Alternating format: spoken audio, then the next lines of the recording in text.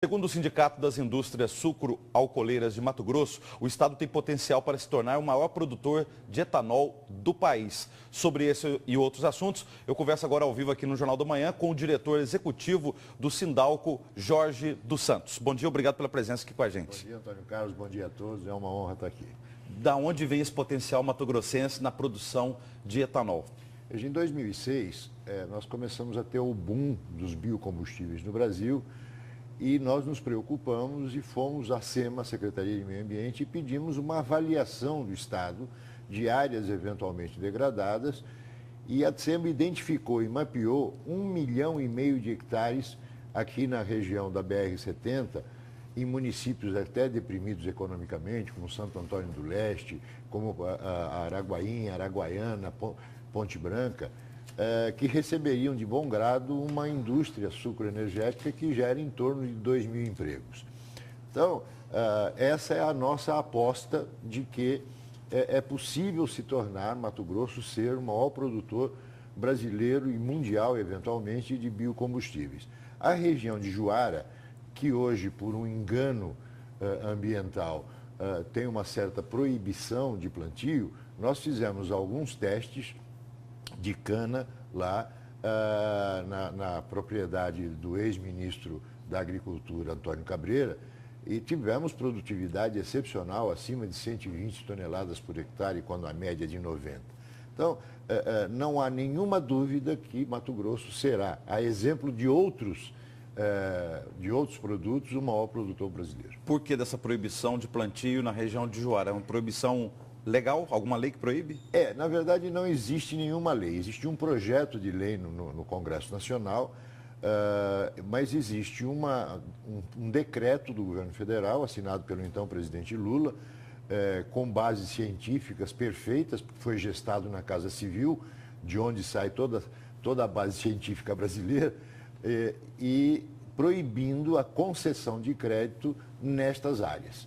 Então, veja, se já é difícil com crédito, imagina sem. É por isso que a coisa não anda. Não é de hoje que a gente ouve, principalmente vamos pegar em outra região produtora de cana no Brasil, São Paulo, por exemplo, que os canaviais poluem o meio ambiente.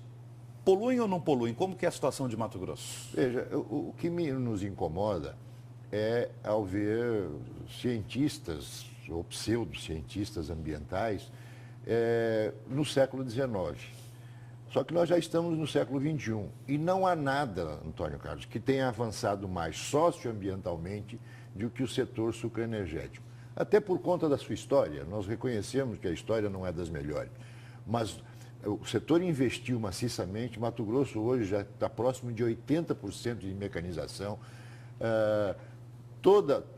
Os efluentes da cana hoje são fértil irrigação. A biomassa é transformada em energia para consumo próprio ou para exportação.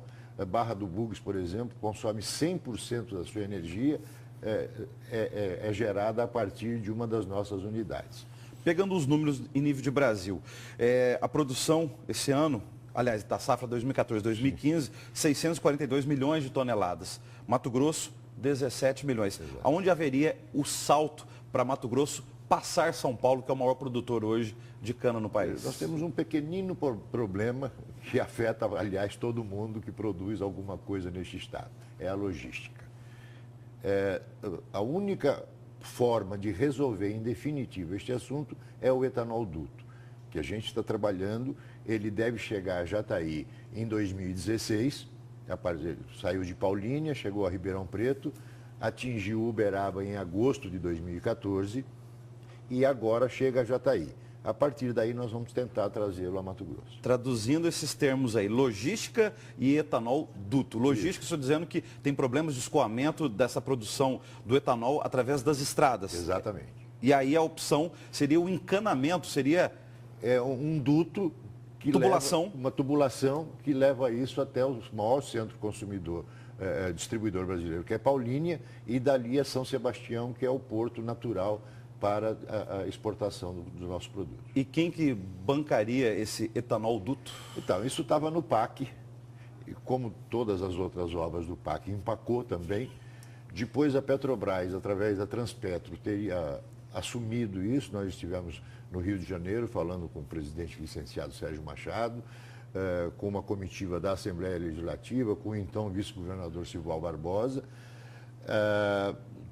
Essa tratativa vem desde 2007 e aí o setor privado resolveu assumir isso. Então, uma joint venture de várias empresas do setor resolveram assumir isso com a participação de 20%, formaram uma empresa chamada Logum, que está construindo esse etanol duto. A gente não pode esquecer que o etanol também tem um papel importante na questão dos combustíveis, quando tem aquela adição com a gasolina. E aí, pegando esse cenário atual aí, de escândalos de corrupção na Petrobras, queda do valor do barril de petróleo no mundo a $50, qual que é a importância do etanol?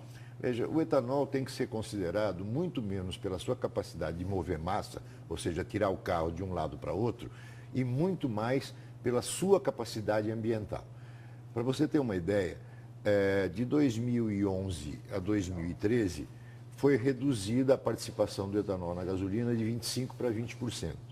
São Paulo gastou, segundo a USP, um estudo que a USP fez, a Universidade de São Paulo, R$1 bilhão a mais em saúde pública por conta da queima maior de combustíveis fósseis que afetam muito mais a capacidade da população, notadamente nas vias aeróbicas.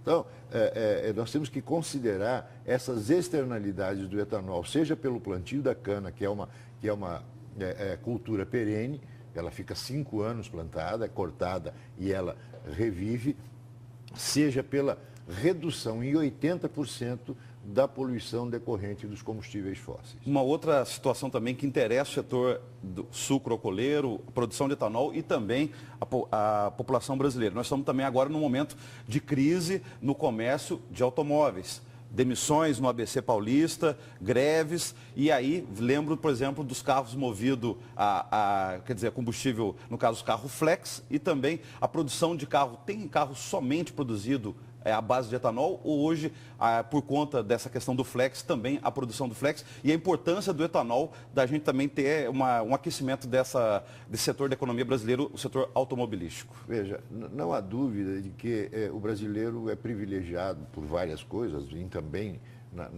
no aspecto do transporte. É o único povo que tem a possibilidade de usar o combustível que quiser, ou até a mistura que quiser. Gasolina, etanol, ou ambos. Ou gás natural também. Ou gás natural.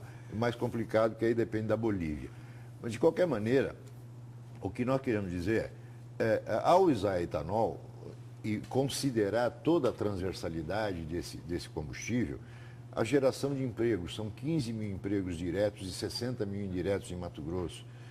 Os impostos que são gerados aqui, a maioria das cidades onde nós estamos localizados, as 9 usinas que nós temos no estado, dependem profundamente da existência dessa empresa. Então, é absolutamente fundamental que se entenda que, além de todos os aspectos ambientais, tem os aspectos econômicos que também são muito importantes. Nós somos a terceira economia do estado, 1,5 bilhão de faturamento anual. Então, é importante... o setor agroindustrial que tem o melhor salário médio no estado. Então, é importante enxergar todas essas vantagens.